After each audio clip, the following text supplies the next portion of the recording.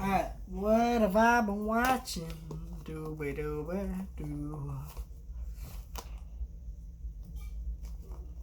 I should say I am watching through Inuyasha now, but I'm not gonna talk about that until the next video. So, because I'm still watching through one of the discs currently.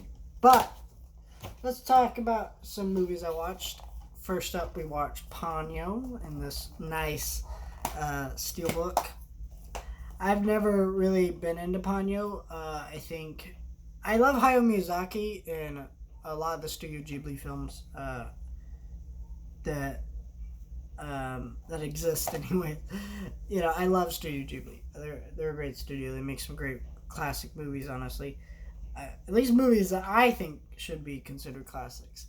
But the tone of this movie is just too whimsical. It doesn't have that mature kind of edge that Hayao Miyazaki has, and I don't like it for that reason. This seems like a straight up kids movie.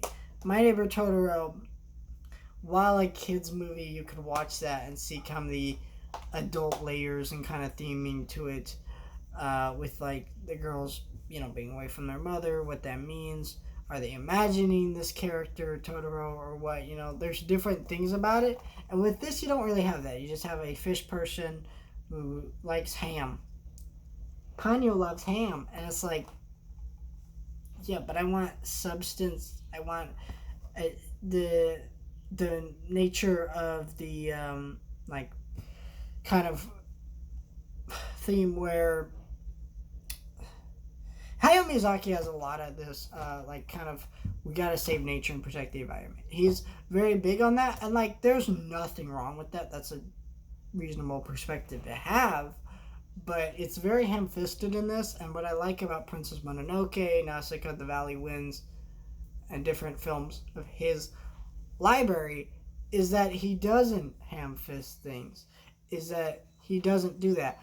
And this film, it kind of feels like that. It kind of feels like that awkward direction to something, and he just doesn't do it as good as he can. I don't think it's as clever as it should have been. Then I watched The Wizard of Oz. I did watch it in 4K.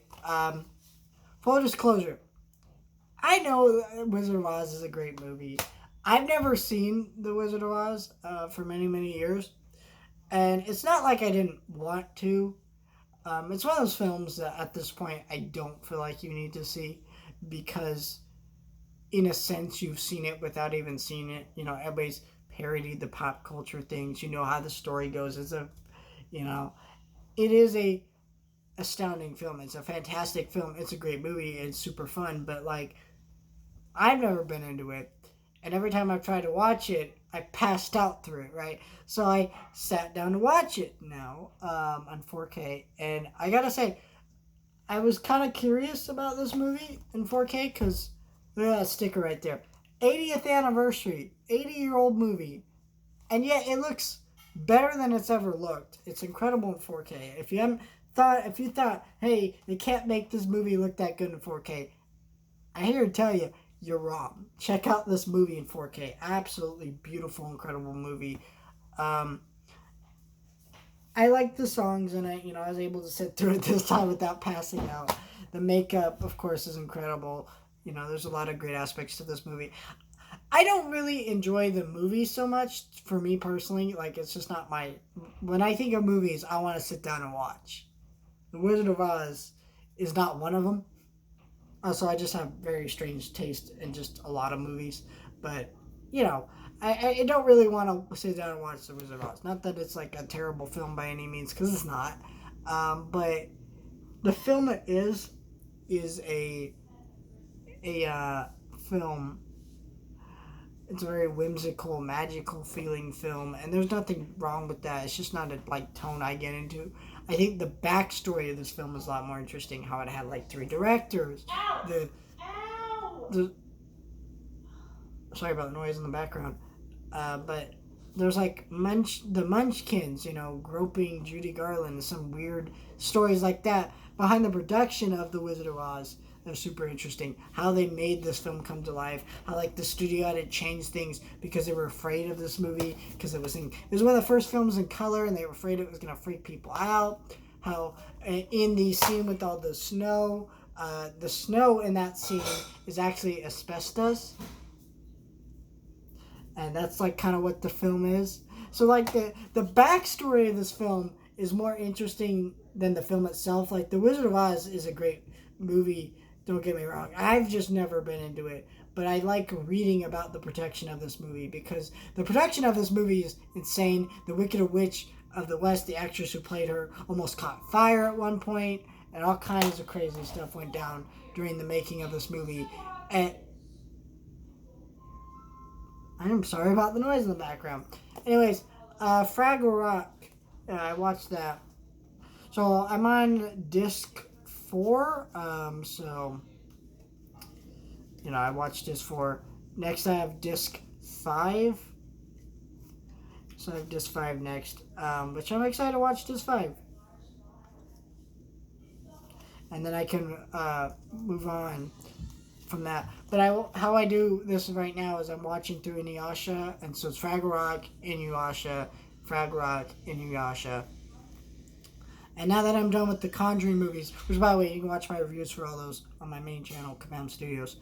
I have more time to kind of sit down and watch different things, and stay tuned for a Halloween themed review tomorrow and Disney Plus review Friday. But I don't know what's coming out on Disney Plus this Friday. I believe Disney Nature. I know there's that Animal Kingdom show, and then we're getting a second episode of that. And that might just be the only thing I review, but I don't know what's coming out this Friday. We'll see. But let's go into the episode guide here and kind of see what episode I'm on. I am on...